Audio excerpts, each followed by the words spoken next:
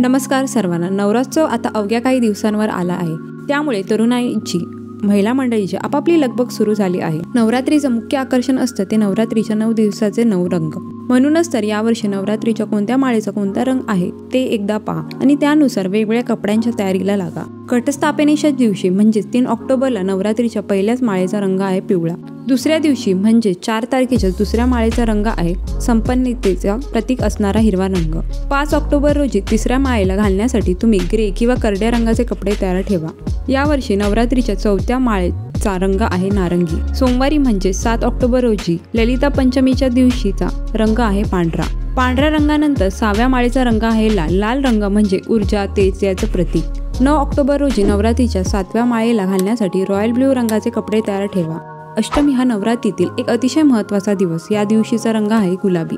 नवमी आणि दसरा यावर्षी एकाच दिवशी आहे, त्यामुळे नवरात्रीच्या शेवटी दिवसाचा म्हणजे 11 ऑक्टोबरचा रंग आहे जांभळा। आजचा व्हिडिओ आवडला तर लाईक आणि चॅनलला सबस्क्राईब करायला विसरू नका। चला तर मग भेटूया नेक्स्ट व्हिडिओमध्ये। Till then bye.